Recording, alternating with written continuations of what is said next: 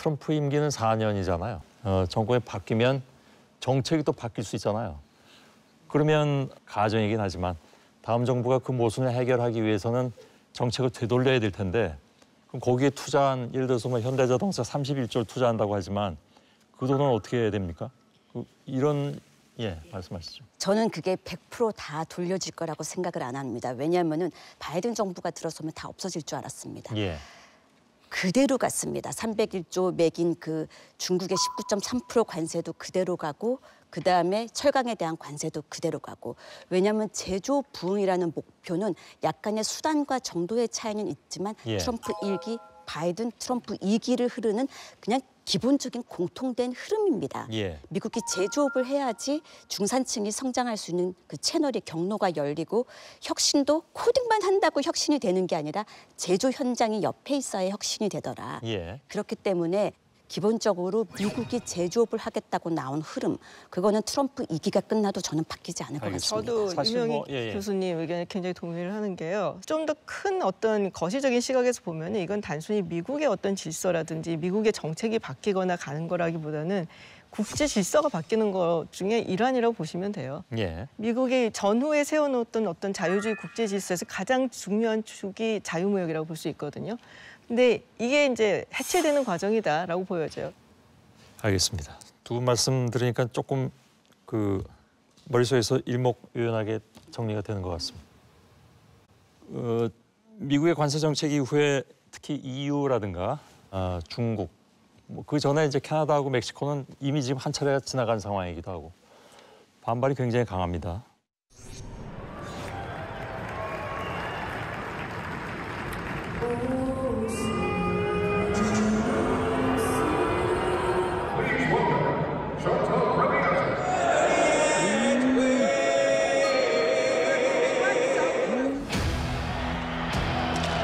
This four nations face-off. Tone, Charlie McAvoy, now in the center of the action. But very importantly, tomorrow tariffs 25% on Canada and 25% on Mexico, and that'll start. So they're going to have a tariff. So what they have to do is they get 95% of their product from the United States. I think they have to become the 51st state. And They won't know I've been bad. Don't stop in the lead. 무리해도 can't touch that. Under pressure, body sweating. Can you focus? 어디 손을 꽂힌 맘. I'm the coldest. 보지 마만 네 입안을 바꿀 change it. Just close your eyes, breathe in a bit. One look, get it flat. Deep drop with a big flat. 집중해 좀 더 think. 그래서 이 부분에 있어서 과연 이 통상 전쟁인데 트럼프 행정부가 어디까지 감당할 생각을 하고 있는 것인가 하는 의문이 좀 듭니다. 단순하게 관세만에 그치는 것이 아니기 때문에 그건 김 박사님께 좀. 마르코 루비오 국무장관이 그 인사청문회를 할 때 모두 발언 비슷하게 하는 얘기가 있어요. 왜 우리가 지금까지 뭐 이런 트럼프 행정부에 들어서 이런 정책을 하겠다는 얘기를 하는가. So while America too often prioritizes the global order above our core national interest, they have manipulated it to serve their interests at the expense of ours. Instead, they have repressed and lied and cheated and hacked and stolen their way into global superpower status. 우리가 전후에 자유주의 국제 질서라는 것을 만들어서 뭐 미국뿐이 아니라 다른 나라들, 특히 미국하고 동맹 관계에 있거나 우방국들이 좀 더 잘 살게 되고 그리고 우리와 함께 할 수 있도록 이거를 해놨는데 사실 생각해 보니 등쳐먹은 것 같아. 이제는 그렇게 우리가 당하고 살지 않겠다라는 얘기를 명확하게 합니다. 그러니까는 되게 쉽게 말하면은 이 부분은 편집이 될 거라고 제가 생각을 합니다만 우리를 호구로 알고 있네? 약간 이거예요. 편집하지 마세요. 정말 그 이야기를 하거든요. 근데 그거는 사실은 너무 일방적인 생각일 수 있는 게 그런 체제를 만드는 것이 사실은 미국이고 미국이 그런 체제를 만들었을 때는 자기들의 이익을 생각해서 만든 거잖아요. 실질적으로 많은 이익을 받고. 네, 그렇죠. 사실 미국이 그동안 이걸 자기네가 손해봤다 그러는 건 정말 말이 안 되는 게 미국이 100달러짜리 한 장을 찍는데 드는 돈이 200원이거든요. 예. 200원에 찍어서 우리한테 14만 6천 원 정도에 팔아먹는 건데 사실 미국의 최고의 수출품을 달러라고 생각하고 그동안 무역 수지 적자를 엄청나게 늘려왔거든요. 자, 이걸 본격적으로 시작한 사람이 누구냐? 빌 클린턴 대통령입니다. 예.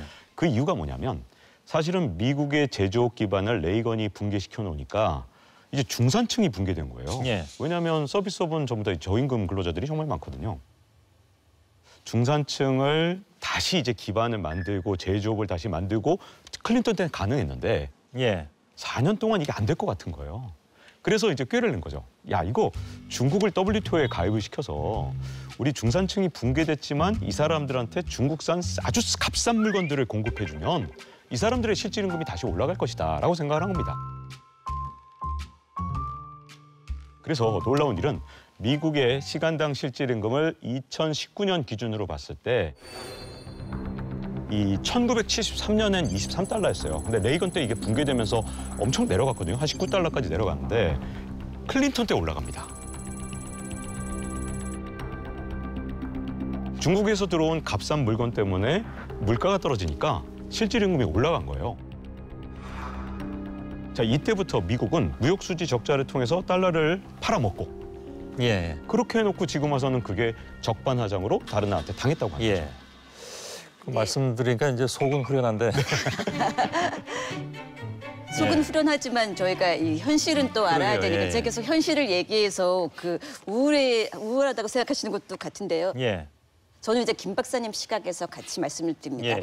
트럼프 대통령이 41세 때 1987년도에 자기 돈 10만 불을 들여서 뉴욕타임스, 워싱턴 포스트 전면 광고를 냅니다.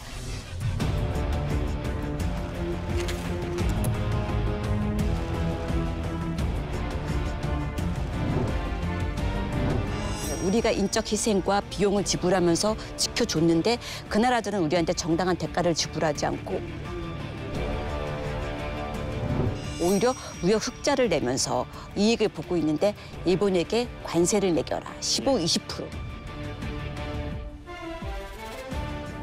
그러니까 41세 때 그렇게 광고를 내서 지금 트럼프 대통령이 79세입니다.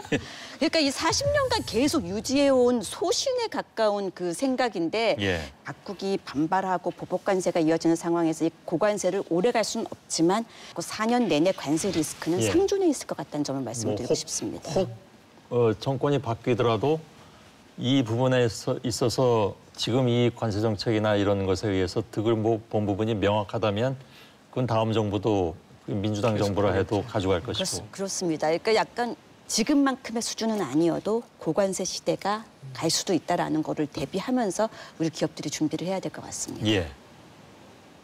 정치를 조금 보더라도 사실 이제 민주당이 2016년도 그렇고 요번에 이제 지난 2024년 선거에서도 이제 러스트벨트 얘기가 계속 나오고 있거든요. 사실 러스트벨트 이 지역 노동자들은 민주당을 항상 지지받았었던 그런 인물들인데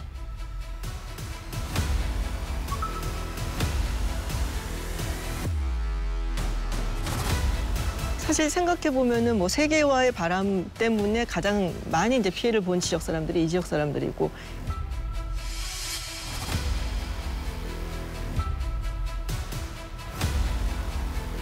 그리고 뭐 WTO에 중국 가입을 시켜줬는데 굉장히 힘을 써줬다든지 나프타에 사인을 한 것도 빌 클린턴이었거든요.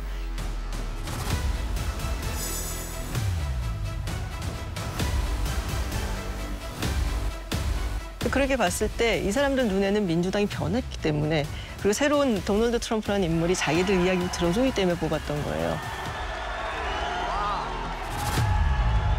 실제로 2024년 해리스 부통령이 이제 후보로 나왔을 때 그때 민주당 정강집을 보면은 거기도 분명히 얘기를 하고 있어요. 이렇게 일방적으로 우리가 문을 연다든지 그래서 뭐 무역에 있어서의 불이익은 더 이상은 보지 않겠다는 얘기를 민주당에서도 하고 있기 때문에 정권이 바뀐다고 해서 이게 뭐 갑자기 그럼 우리 관세 없애고 전부 다 다시 프리 트레이드로 돌아갈 거야라고 하기는 굉장히 어렵습니다. 예. 저는 좀 사실 생각이 좀 다른데요. 저는 그동안 썼던 책부터 시작해서 수많은 유튜브 출연해서 트럼프가 아주 고율의 관세를 부과할 거라고 항상 주장해 왔습니다. 트럼프 일기 때는요. 아주 뭐 일부 제품에 대해서 관세를 부과했는데 미국의 물가가 안 올랐어요.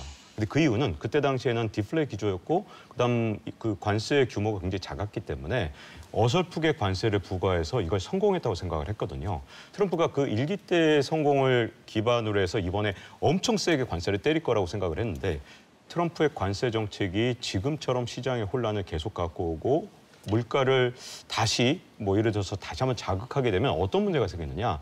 트럼프가 견디기가 굉장히 힘들어질 겁니다. 왜냐하면 미국에서는 이 성향이 너무나도 뚜렷한데 경제가 안 좋고 주가가 떨어지면 미국 사람들은 전체 국민의 58에서 61%가 주식 투자를 하고 있어서 그때까지 주가가 안 좋으면 절대로 여당을 찍지 않습니다. 그래서 저는 올해 한 4분기부터 또는 내년 1분기부터는 경기 부양책을 쓰던 주가 부양책을 쓰던 트럼프 풋이라고 부르는 트럼프가 주가를 방어한다라는 의미죠. 근데 트럼프 풋을 안 쓸 수가 없어요. 그래서 트럼프는 사실 이번에 처음으로 한 번도 가보지 않은 길을 갔던 건 일기 때 어설픈 성공의 경험 때문에 갔지만 만약에 이게 미국 증시를 계속 흔들고 인플레이션을 자극하면 반드시 변화의 조짐이 올 연말부터는 있을 수도 있다라고 저는 생각합니다. 예, 알겠습니다. 관세 폭탄의 여파로 전 세계 증시가 공포에 휩싸였습니다. Hands off! Our science! Trump and Musk have got to go! And it's done. I mean, the guy is completely out of control. And to see this country just melt down and 지난주에 CBS가 이제 여론조사를 했지 않습니까? 관세 정책이 미국에 도움이 될 것이냐. 미국 CBS가 1월 달에 똑같은 주제를 가지고 여론조사를 했는데 42%가 관세를 매기더라도 물가 상승이 되지 않을 거라고 일단 보고 트럼프가 미국 경제를 살릴 거라고 생각을 했는데 3월 달 지난주 조사 결과로는 딱 정반대로 42%가 관세는 미국 물가를 올리게 될 것이고 미국 경제는 훨씬 더 어려워질 거다라고 하는 답으로 좀 완전히 바뀌고 있는 상황입니다. 저도 굉장히 여기에 강력하게 동의하는데요. 지금 트럼프가 원하는 건 뭐냐? 원래 계획대로라면 달러와 가치가 올라가고 누구나 다 지금 달러를 산 다음에 미국 국채를 샀어야 되는데 이게 계획대로 안 됐거든요. 일단 수입업자한테 25% 관세를 물리게 되면 수입업자가 이거 수입 가격 올릴 수밖에 없는 거거든요. 그래서 트럼프 입장에서는 아마 당황했을 가능성이 굉장히 큽니다. 지금 미국 내에서 특히 트럼프를 지지했던 월가의 그루들, 굉장히 유명한 투자자들이 이제 조금씩 트럼프를 비판하기 시작했거든요.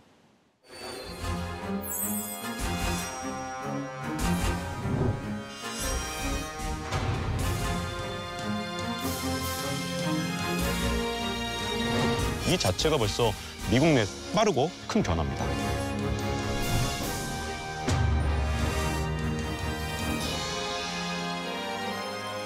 상호관세 시행을 90일간 유예하고 기본관세 10%만 적용하겠다고 말했습니다. 그러면 제가 좀 또 궁금증이 생기는 것이 뭐 국채도 생각만큼 안 팔리고 주식시장은 엄청 빠졌고 앞으로는 어떻게 될지 모르겠으나 그렇다고 이 관세 정책이 쉽게 물러나지 않을 것이다라고 하셨잖아요. 그 결론도 그대로입니까? 네.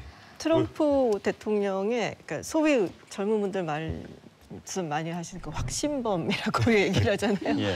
그 머릿속에 있는 어떤 그 빅픽처를 조금 생각을 해볼 필요가 있어요. 그래서 그런 면에서 트럼프 대통령이 했던 말 중에 되게 흥미로운 말이 한 몇 가지가 있습니다. You know, we were the richest relatively. Think of this, from 1870 to 1913, that was our richest because we collected tariffs from foreign countries. The golden age of America begins right now. 이 1870년부터 1913년은 우리가 보통 길리드 에이지라고 해서 도금 시대라고 얘기를 하거든요. 그러니까는 그 당시는 그 도금 시대고 이제부터 우리는 골든 에이지를 이제 진짜로 황금 시대를 시작한다. 그래서 거기서 뭔가 연관성을 찾아볼 수 있는데요. 1913년에 미국의 수정헌법 제16조가 마련이 됩니다.